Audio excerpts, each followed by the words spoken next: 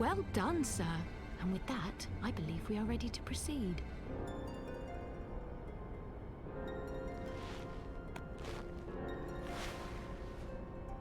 Let us be about our business, then. The next patrol may not be so credulous.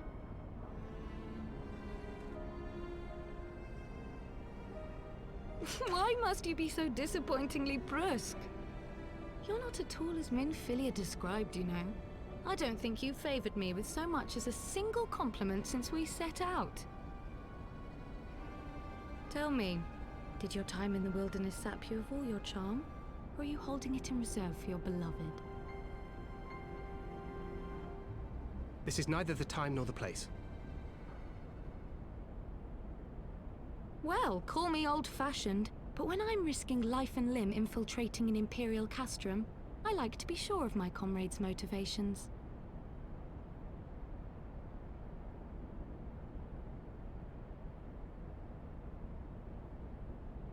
I see now where Alphino gets it from. Minfilia is dear to me, it is true, but not in the way you think.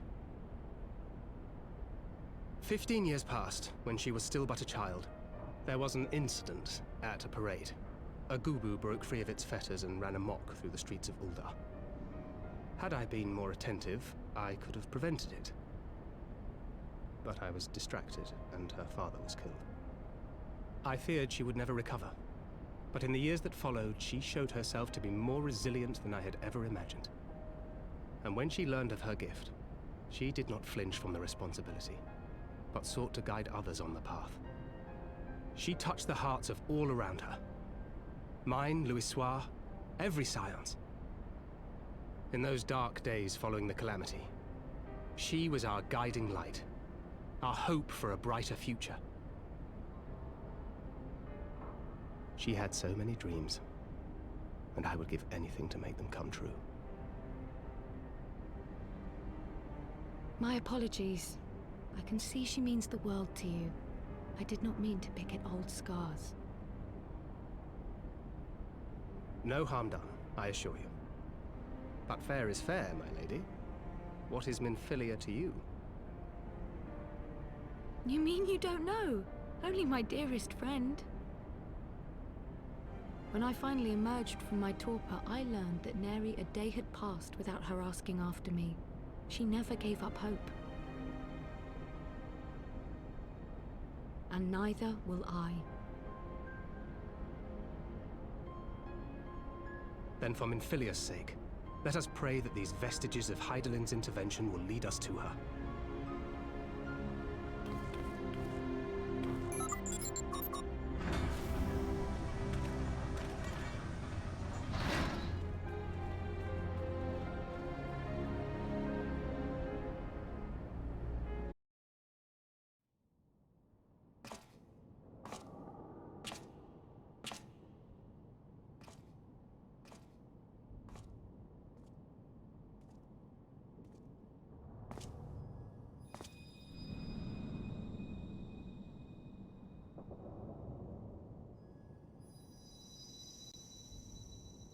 Hear, feel, think.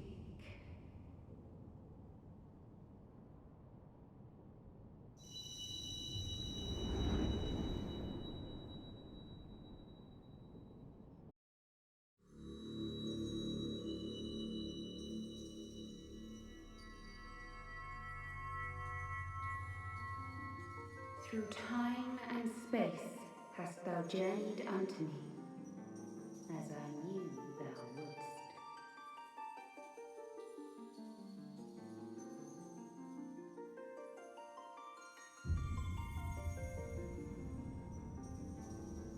We are the word of the Mother.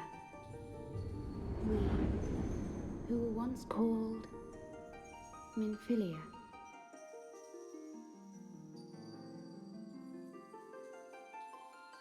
Much time hath passed for thee since the bloody banquet, since I hearkened to her word. Mother, Hydaelyn guided me towards Y'shtola and Thancred. that I might be swept up in their flow and delivered unto the ethereal sea. There, adrift and alone, her voice silent once more, I prayed for those we have lost, for those we can yet save. To her I would make an offering.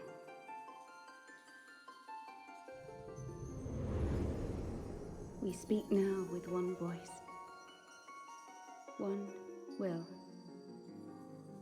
one word. Unto thee we bequeath the most precious of gifts, the truth which lieth at the heart of this world. Thus do we beseech thee once more. Hear, feel, think.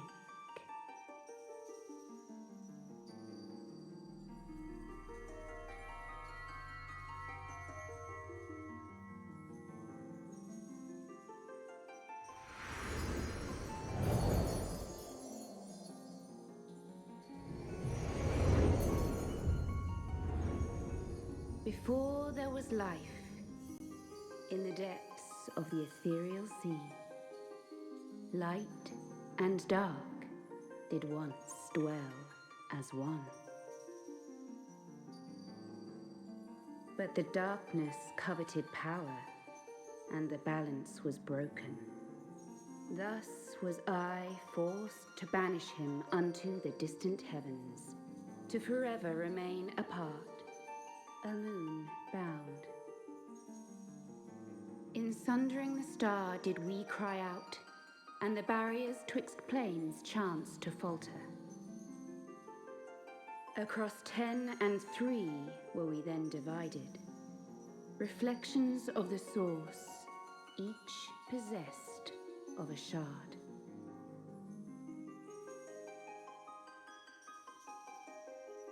Zodiac longeth to be made whole. For his restoration, for his resurrection, his servants labor without cease. They seek to tear down the barriers which surround the source. Thus do they rejoice in their ardor, in your calamities, for each marks a rejoining.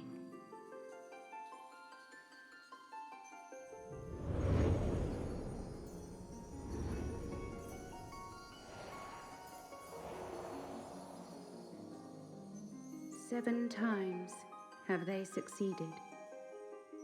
7 times hath the darkness grown stronger.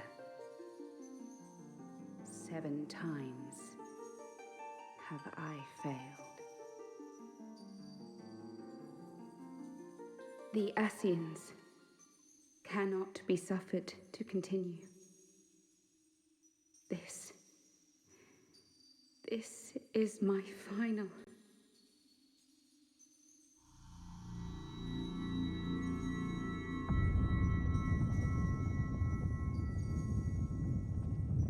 The crystal's power is all but spent. With what remains, I will return you to the shore of the ethereal sea.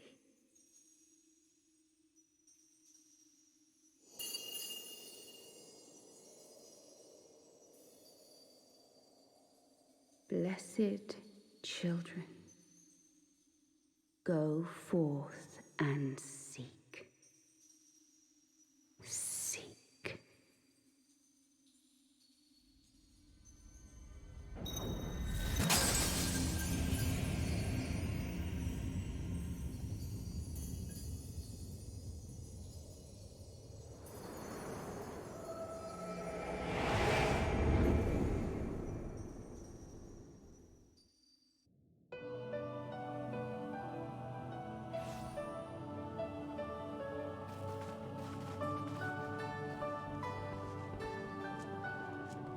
Thank the 12!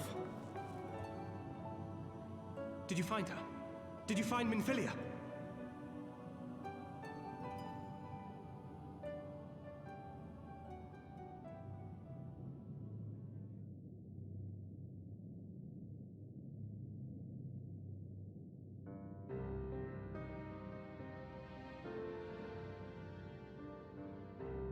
The word of the mother. I'm not sure I understand. Nor am I. Cryle?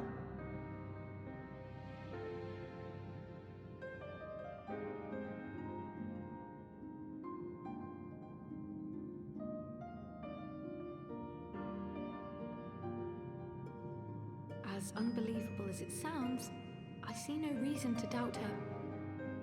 The word's tale. No one was more sensitive to the will of Hydaelyn than Minfilia. And if Hydaelyn has grown so weak that she can barely make herself heard, it is not hard to see why Minfilia, having joined with her, might struggle to maintain her own form. What? Why would she need to maintain her own form? Are you saying she's gone?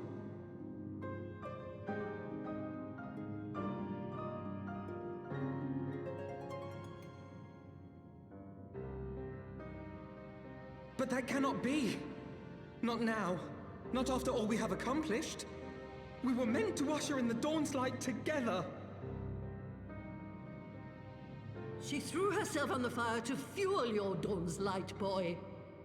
You'll just have to usher it in on your own. Must you be so ungentle?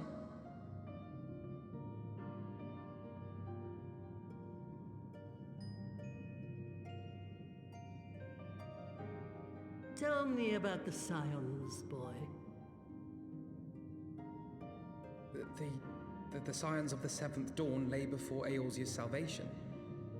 Whenever the realm is threatened, be it by Primal, Ascian, Garlean, or any other, we take up arms in her defense, that all in Eorzea may live to see a brighter tomorrow. And that's very noble of you. But in chasing after these lofty goals of yours, you seem to have lost sight of some basic truths. To win a war, you must be willing to do whatever it takes. To fight, to kill, and if necessary, to die. The path you've chosen is paved with the dead. Walk it with your eyes open, or not at all.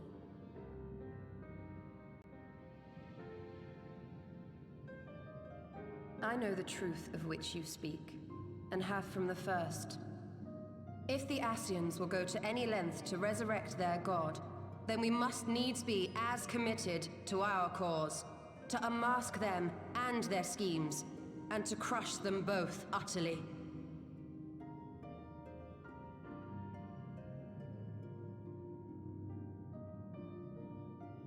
Come, there is much to be done.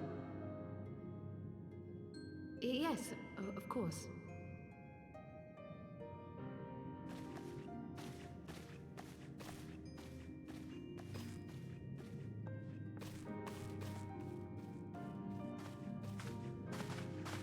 Thancred, wait!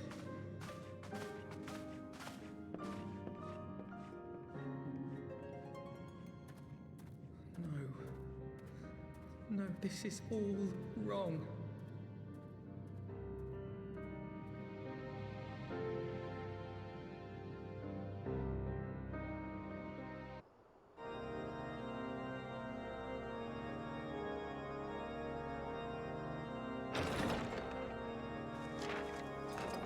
A pleasure to see you again, my friend. I take it you received our invitation. Good, good. You of all people should be present.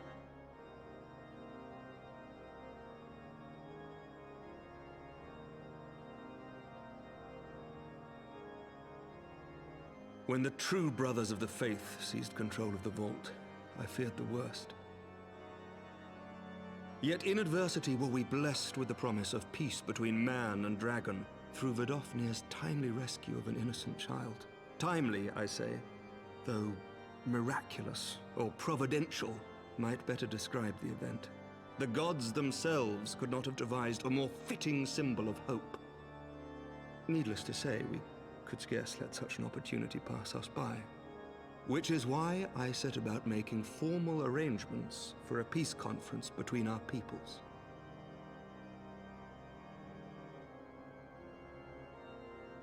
You and yours have done more to bring us together than any, and it is only right that you attend. But I confess that is not the only reason I would be glad to have you there. Given Nidhogg's implacable opposition to the peace, it is possible that he and his followers may attempt to disrupt proceedings, in which event your presence would be a comfort to all in attendance. Pray understand, I have no wish to invite the worm's ire, but if our fractured nation is to heal, if we are to move forward as a people united, then we must do whatever is necessary to bring about lasting change.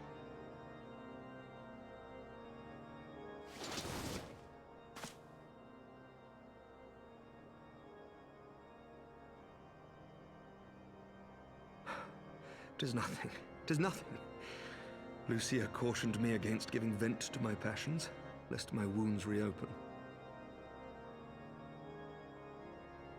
It has not been easy reaching out to our opponents in Ishgard, many of whom sympathized with the actions of the true brothers. But in so doing, we have limited the influence of the zealots. The people are ready, my friend.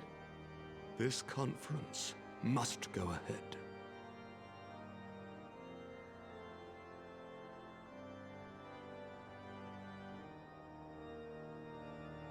I knew you would understand. The conference will take place on the border of Ishgardian and Dravanian territory in Falcon's Nest. Lucia is there seeing to the final preparations even as we speak. Pray join her at your earliest convenience. 'Twould not do for the guest of honor to arrive late, after all.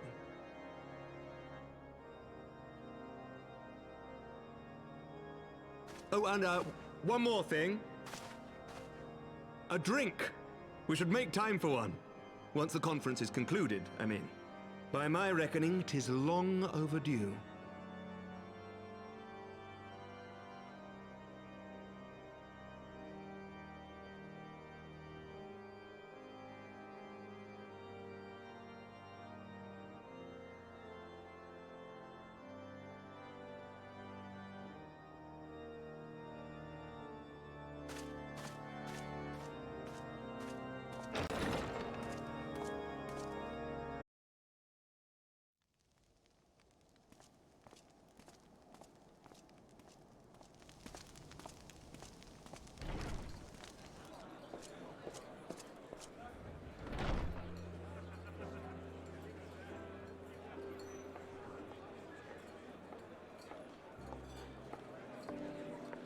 Welcome, welcome. Find yourself an empty seat and I'll be with you in a moment.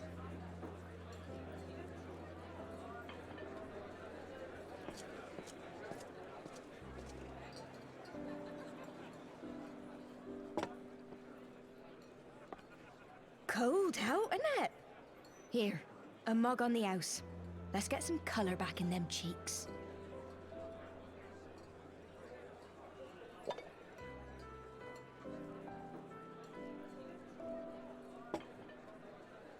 Freed food will be a bit longer than usual. We've got a lot of hungry folk to feed, what with the conference and all.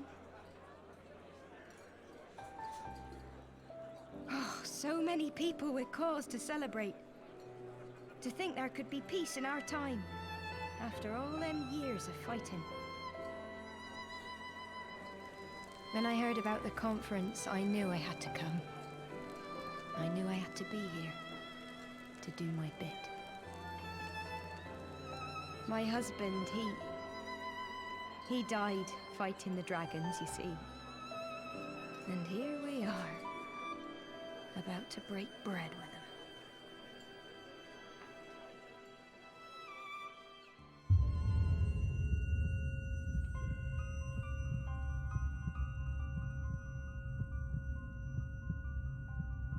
You were right, my lord. You look tired. Reckon you could do with a good long rest? After all you've done, I'd say you've earned it.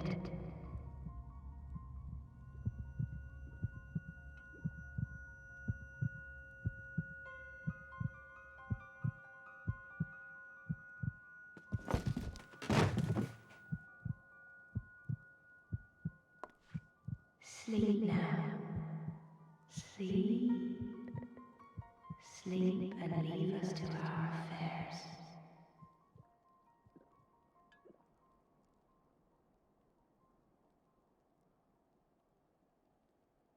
This was never your fight.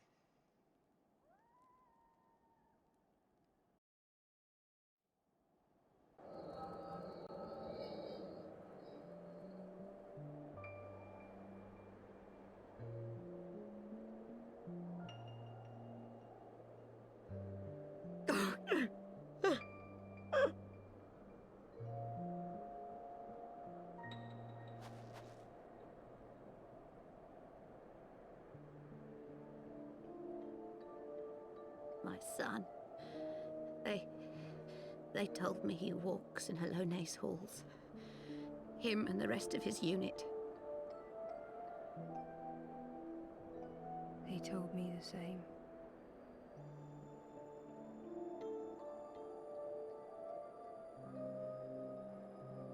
I expect they think it's comforting. Every time I come, I cry. I cannot bear to remember, but to forget would be 1,000 times worse. Yet that is what they would have us do. Accept this truth for the sake of peace. Bury the past and look to the future. But he was my future. My flesh and blood. My heart.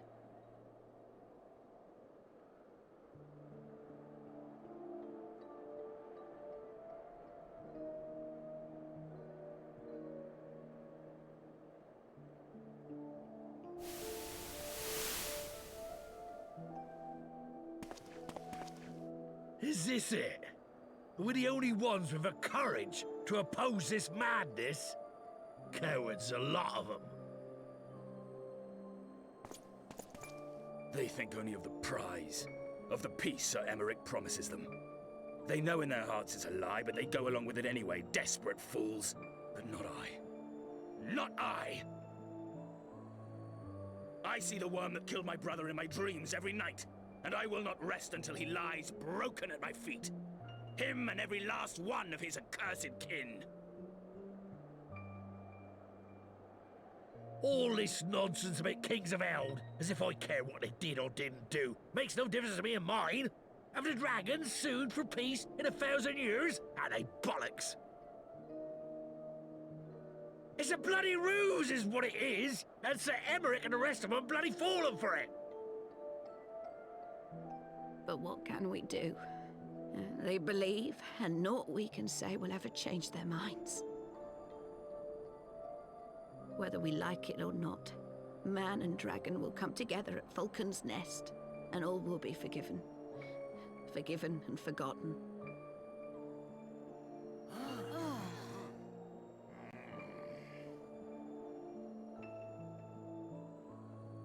No.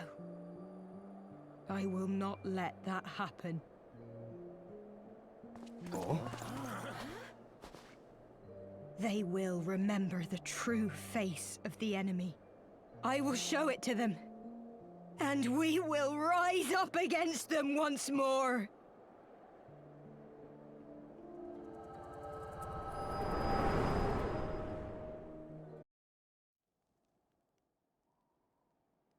Hey! Hey! This is no time for napping.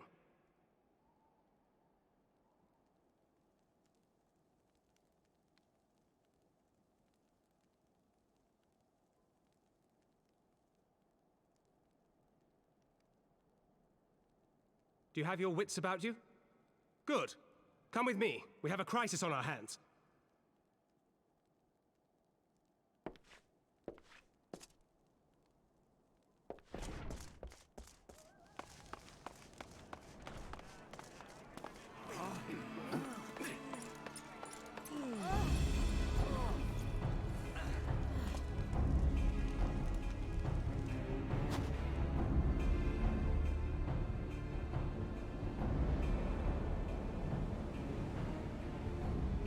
Hear me, brothers and sisters. Do not be fooled by the honeyed words of the Dravarnians. The peace they promise is but a prelude to slaughter.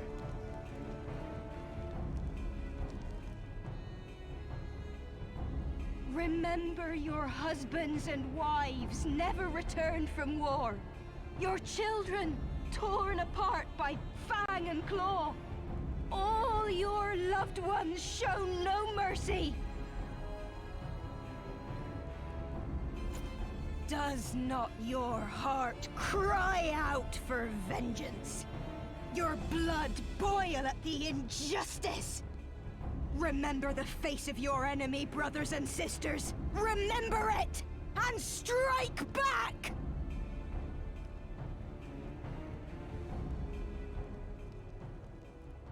You there! Don't just stand around gawping! Do something, man!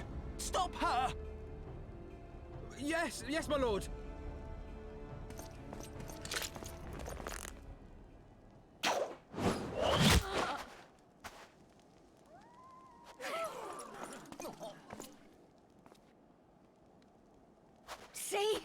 See here the true nature of the Highborn. With lies and deception they lead us to our doom. And dare we raise our voices in dissent? Death is our reward. This is the choice they have given us, brothers and sisters. Death by Dragon's Fang, or death by Nobleman's command. Death to all we hold dear. I spit on your choices, noblemen! You will take no more from me! No more! No more!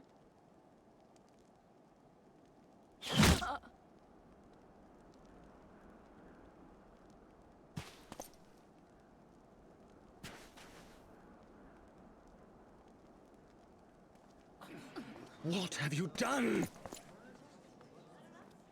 I only did as you ordered, my lord.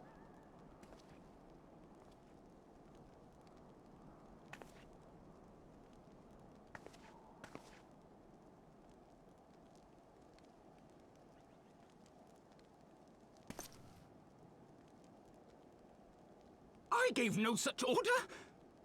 I did not. I never meant for anyone to...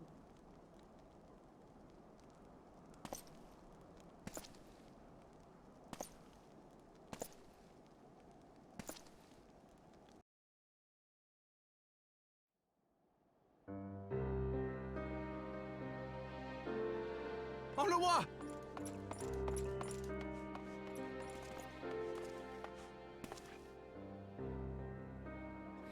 No! What have they done to you? Onawa! Onawa!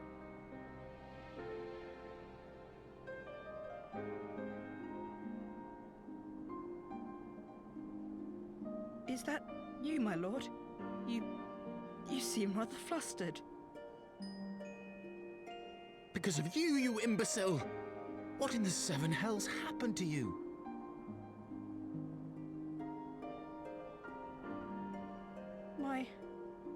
My apologies. Some few of the guests expressed a wish to leave, and I implored them to stay. It would seem they took issue with my request. Oh, gods forgive me. If I had only been more careful with my words.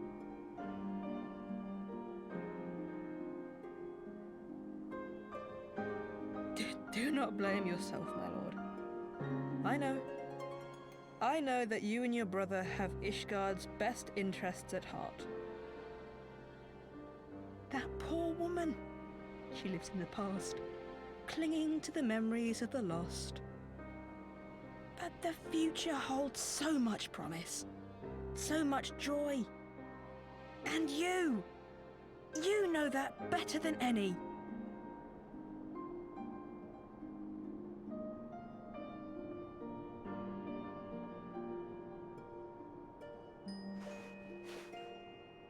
Onawa?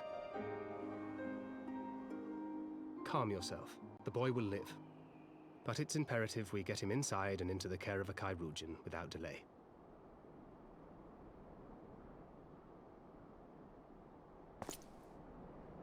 Oh, we were so close! Why does it all have to fall to pieces? Don't they want to live in peace? Don't they want to be happy? We all want the same thing! And still it falls to pieces! Tell me, what was I supposed to do? Someone, anyone, tell me, what was I supposed to do?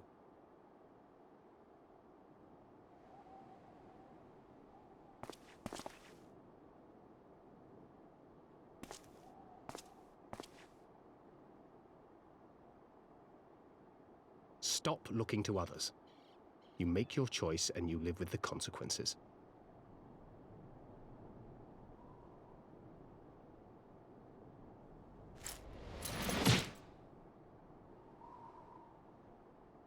And what would you know about consequences? You who always know just what to say and just what to do. Your every deed is greeted with a round of applause.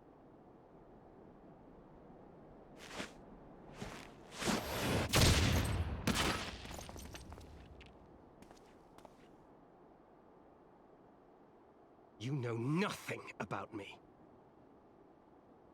I have fought tooth and nail for the people I hold dear. Done everything in my power to save them. And I have failed. Learn to live with it. I have.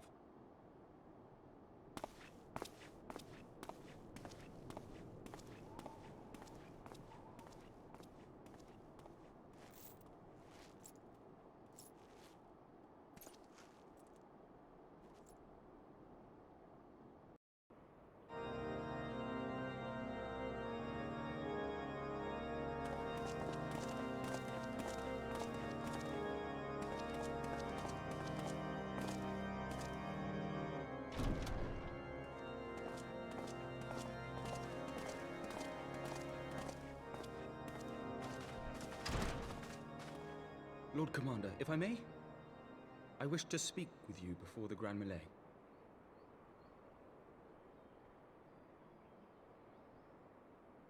Proceed. How do you do it, my lord? How do you lead with such certainty, when so many of our countrymen will not hear of peace with the Dravanians? Some of them hate you almost as much as the dragons themselves. They decry you as a patricide in the streets. They even tried to kill you, for God's sakes. Yet still you march on, undaunted, where no archbishop dared to tread. What is your secret? Where do you find the strength?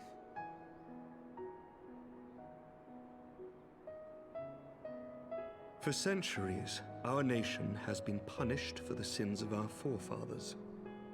If our punishment is to end, I believe we must right the wrongs of antiquity and move forward as a nation united. Needless to say, my father did not share this opinion. He did not believe the people strong enough to bring about their own deliverance, trusting only in himself. Tyranny seemed to him the only solution. But I have faith in the people, Lord Amanalain. I have faith that they will weather this storm and overcome every trial we set before them. Many have fought and died to see this blight upon our nation's history cleansed, and I would not let their sacrifices be in vain. Though we invite reprisals, the risk is worth the reward.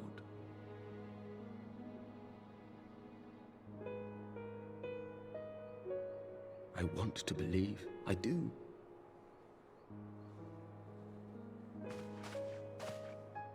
Lord Commander, through my careless orders, a pall has been cast over these proceedings, and I beg the opportunity to make amends. I, Amanalain de Forton, do hereby request leave to take part in the Grand Melee.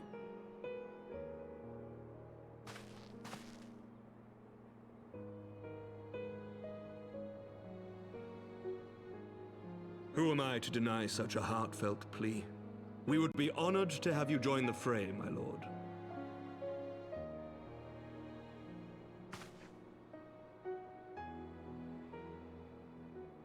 You'll take charge of the Ishgardian forces? For all my other responsibilities, I am still Lord Commander of the Temple Knights, and I would not soon yield this duty to another. The esteemed Sir Emmerich leading the Temple Knights and the Watch into battle along with my youngest. I could wish for no more. Then you wish for too little, my lord. There is another who might yet join the fray. An indispensable ally to whom we owe much and more.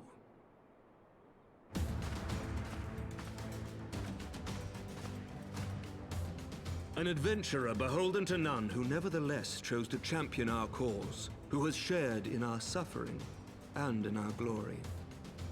A warrior without equal, who I am privileged to call a friend. There is no one I would rather have fighting by my side. I ask this in full knowledge of your obligations, and will not think less of you should you refuse. But if your conscience will allow it, might you oblige me, my friend, one more time?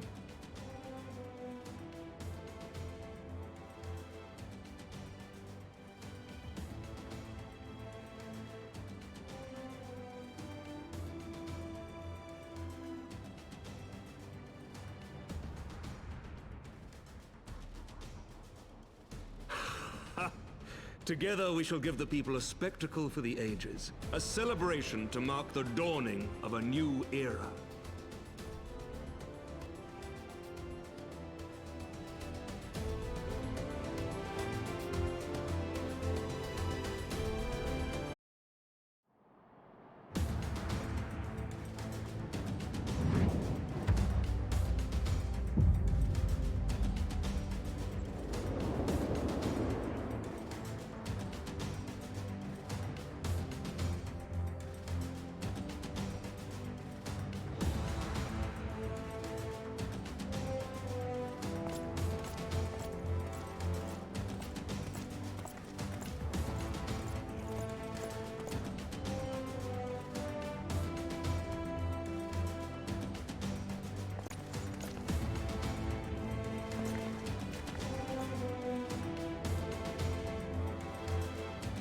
Let all here present heed well the rules of engagement.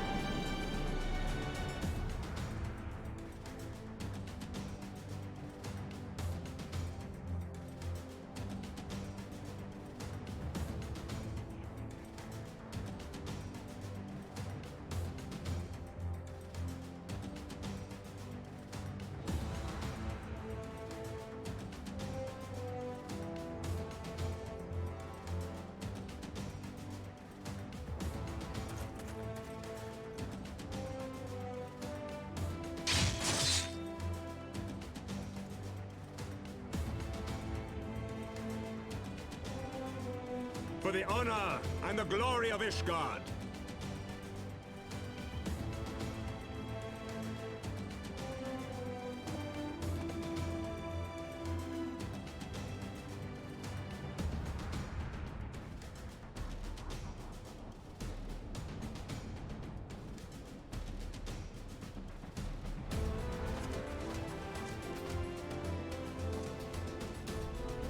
All is ready then. Very well. Brave men and women of the Eorzean Alliance, let the grand melee begin!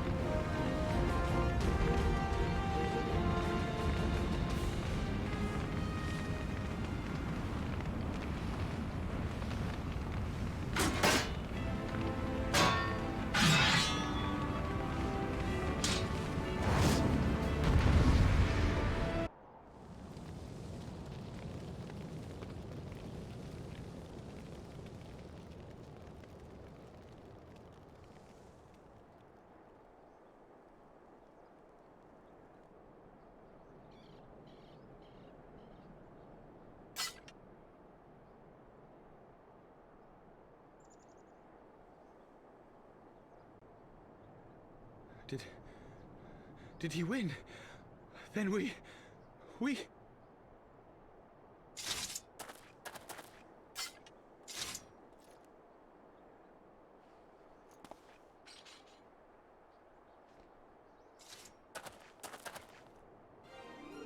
Victory is ours! Ishgard! Ishgard!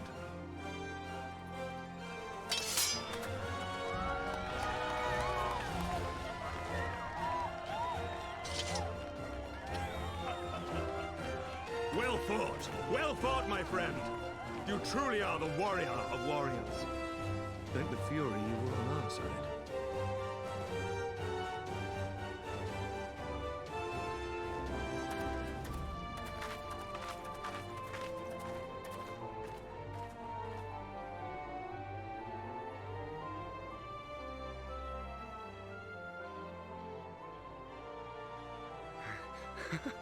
Oh, my lungs are burning, and I can barely stand. I didn't think I could do it, but then I did. We did. We faced the Alliance's best, and together, with one heart, with one purpose, we prevailed. After 1,000 years of hardship, of strife and bloodshed, we are strong enough to rise to any challenge, be it on the battlefield or beyond. The future holds so much promise, so much joy. We need only show them the way.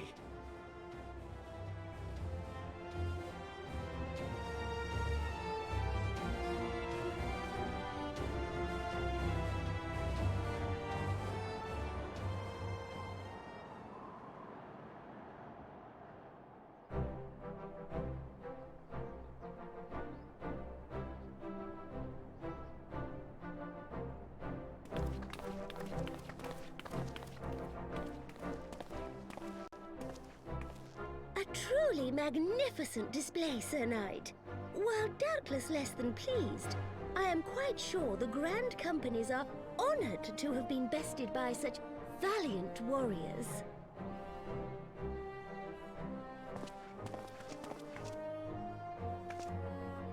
The honor was ours, Your Grace. I am pleased to see that Ishgard's proud martial tradition is being upheld. When the time comes, I trust you will fight alongside your brothers and sisters in the Eorzean Alliance with the same fervor you displayed in opposing them.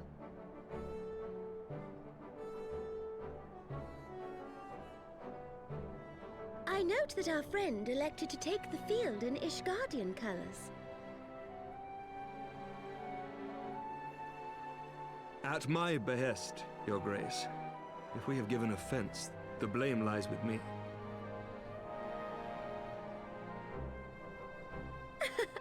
Fear not, Sir Knight. It was a surprise, nothing more. And any hint of ill feeling was thoroughly dispelled by the spectacle of our mutual friend's duel with General Raubarn.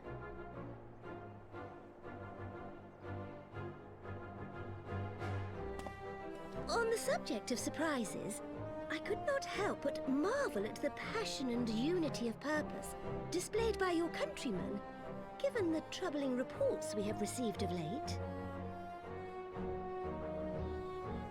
I shall take that as a compliment, Your Grace. The events to which you allude are the price of change. The end of the Dragonsong War marks the beginning of a new era for our nation, and for the people, high and lowborn alike, who will lead her into the future. Ah, yes. The people.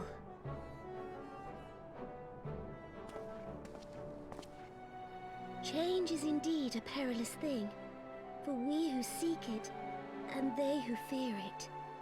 I shall pray for Ishgard, and for you.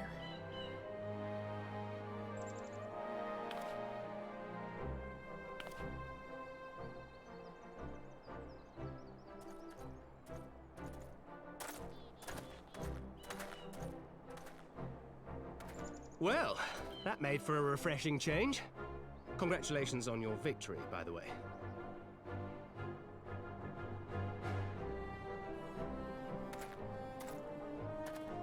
Ishgardians certainly seem happy with themselves. I, for my part, am merely glad you did not strain anything in the process of single-handedly winning the battle for them.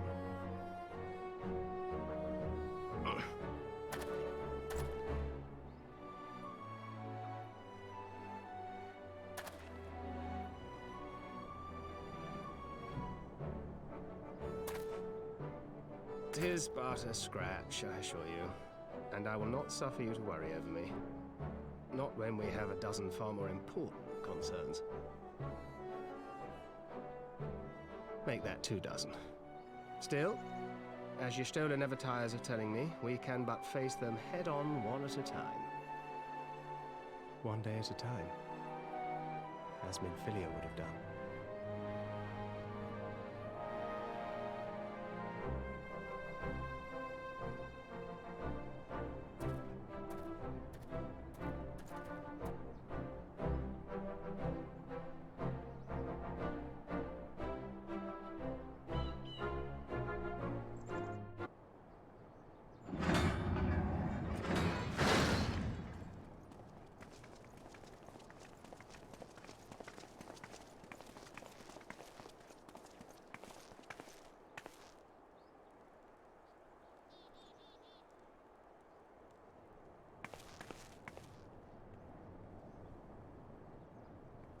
My lord!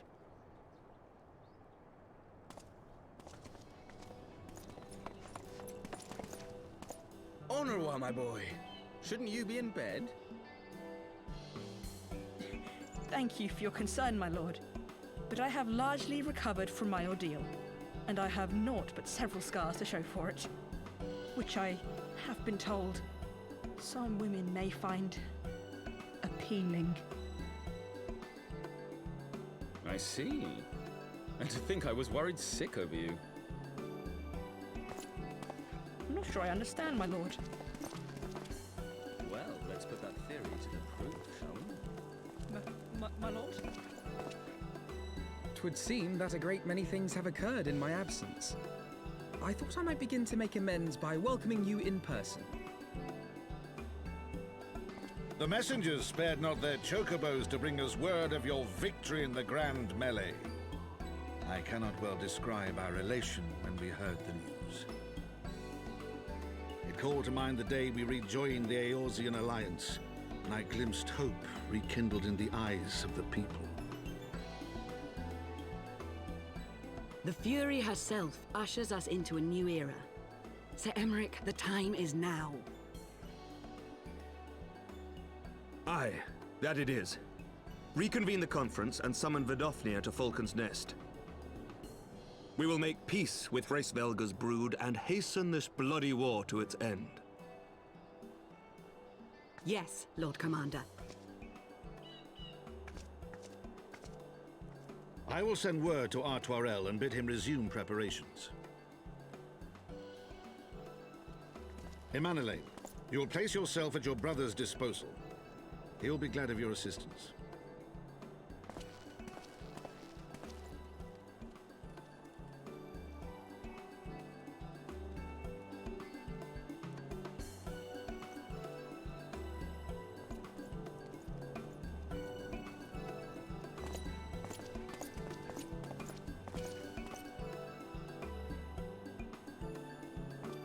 No stopping it now, is there? We should inform your Stola and the others.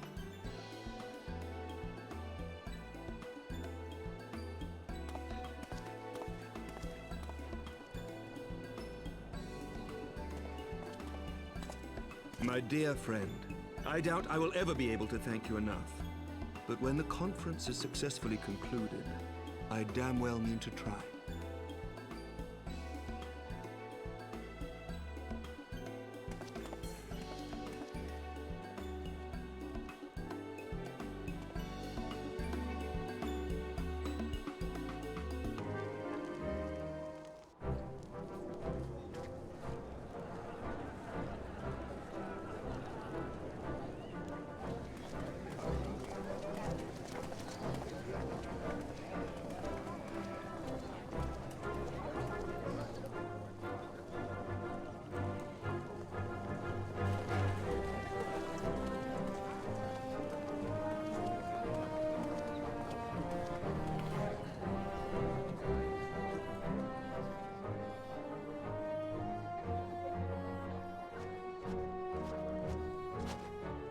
The appointed hour approaches. Aye.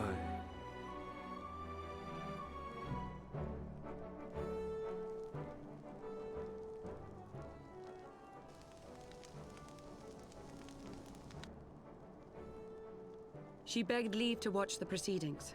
I saw no reason not to grant it.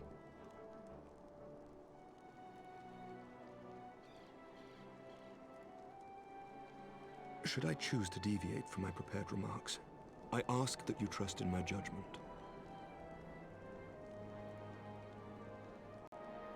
Have I ever done otherwise?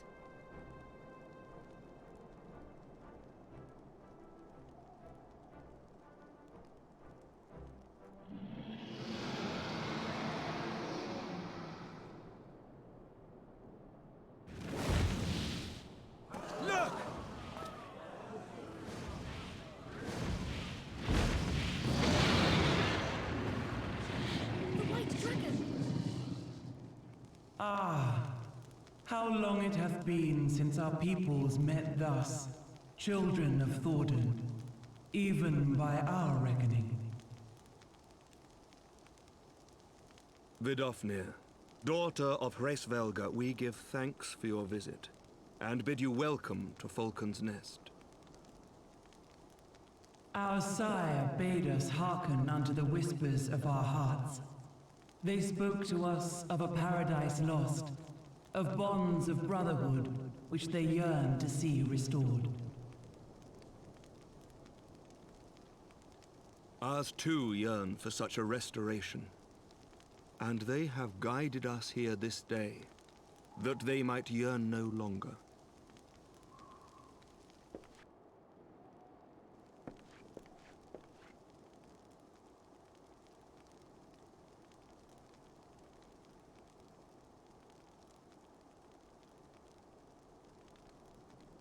Brothers and sisters, ye who stand as witness, hearken to me. Since the days of Eld, when the bonds betwixt man and dragon were sundered by our hand, our peoples have known only war.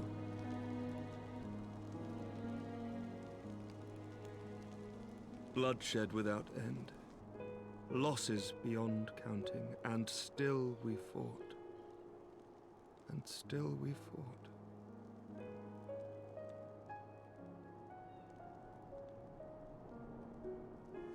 Some wounds do not heal.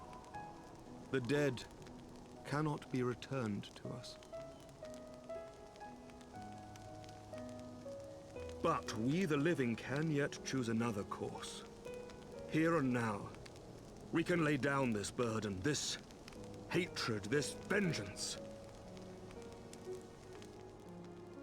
Our forebears fought not so that we could die, but that we might live. So let us honor their sacrifice and spare our children this death sentence. Let us gift them a new legacy, life.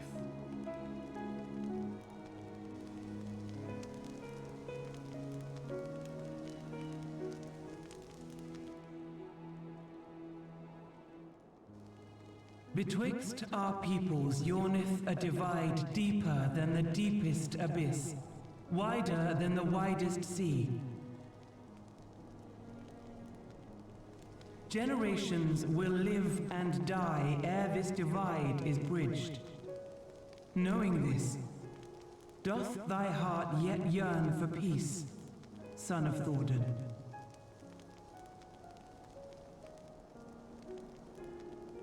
Look now on the legacy we would leave to our children. A dream of peace, inscribed in stone for generations to come.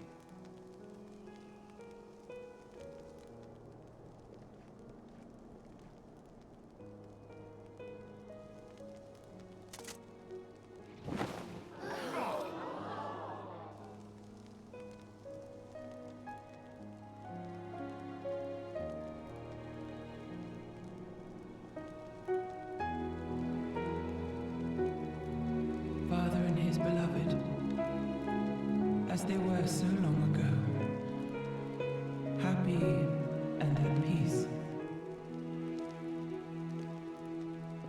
The dream they shared shall be ours once more.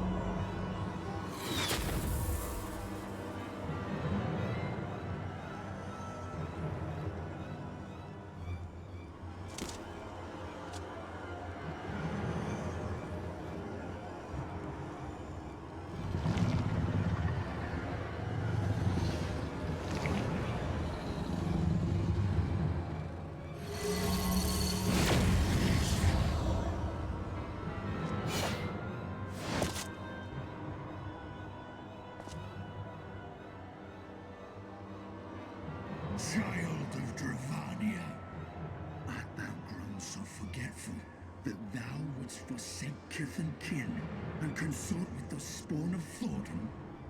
That thou wouldst dare contemplate peace?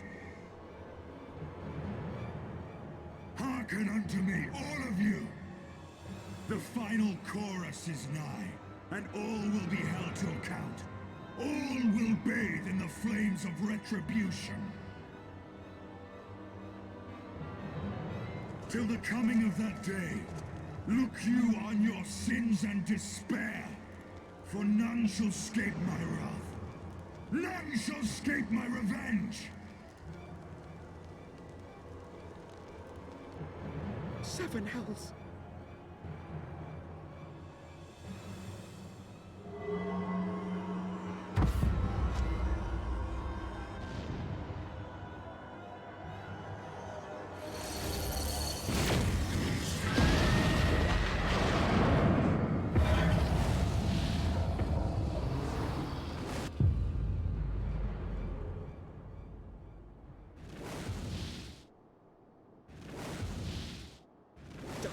Nidhogg.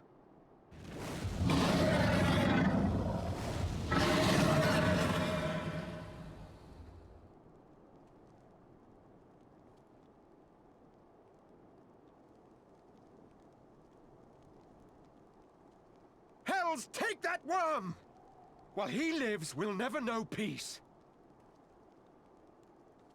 Aye! There'll be no end to this war till Nidhogg is dead and gone! So let's kill the bastard and be done with it! Death to Nidhogg! Death to Nidhogg! Death to Nidhogg! Death to Nidhogg! Death to Nidhogg! Death to Nidhogg! Death to Nidhogg! Death to Nidhogg! Death to Nidhogg!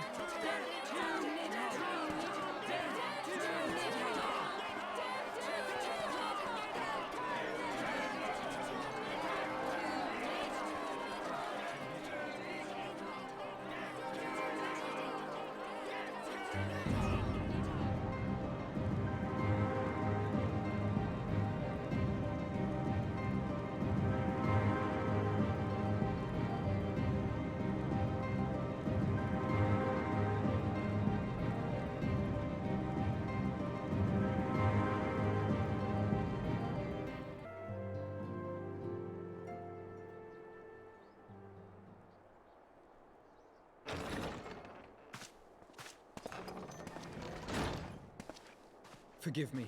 That took longer than expected.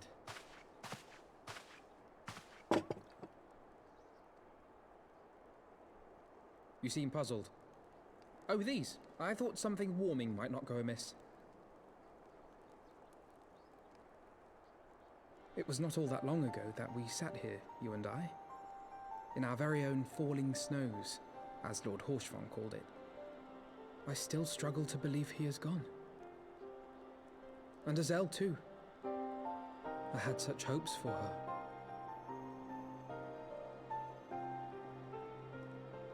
Master Matoya asked me what it was all for. Why we fight, and why we die. Were I still commander of the Braves, I would doubtless have replied, for the future of Eorzea. But I'm not that man. Not anymore. I needed a new answer. One that I could live with. And when I saw Estinian at the ceremony, I knew at last what it was. I do not want to be a man who sacrifices his friends and family for a cause. I want to fight for Estinian, and I want to save him. When Nidhogg leads the Horde into battle, Ser Emeric and his forces will do what they believe must be done. That is their choice to make. Yet even if Ser Emeric is willing to forsake Estinian, I am not. We must fight for him, for he is our friend and ally. We may struggle, we may fail, but we must try.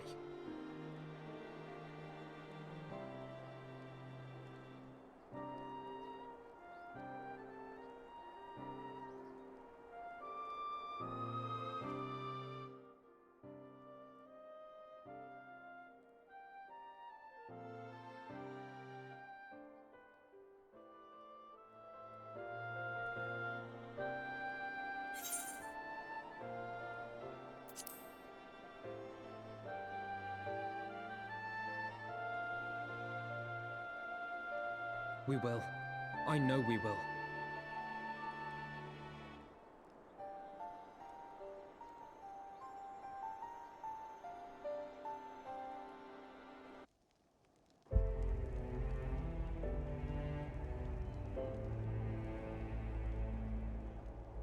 Of all the ways for it to end.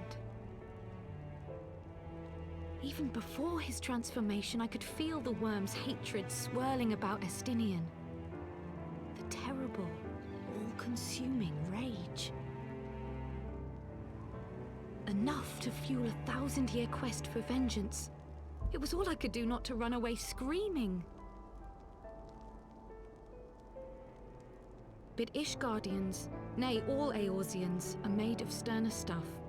They face danger and death on a daily basis, and understand what it takes to win a war. Think not too deeply on Master Matoya's words.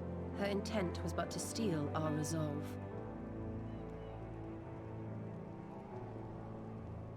That, and to remind us to look beyond these passing conflicts to trials greater still. To the truth which hides at the heart of this world. So that's your aim, is it? You disapprove? Not at all. I believe it's traditional for the student to follow in the footsteps of the master. And you are so very alike.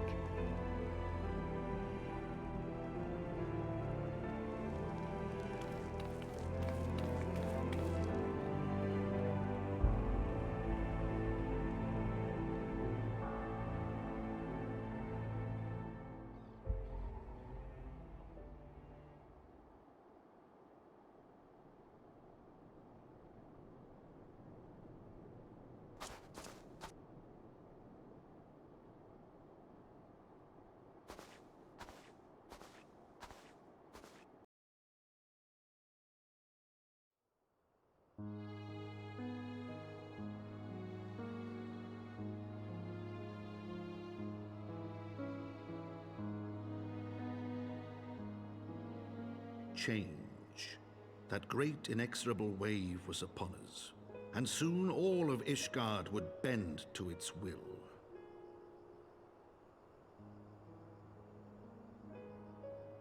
For all our sins, for all our scars, the future for which we had long yearned was at last within our grasp.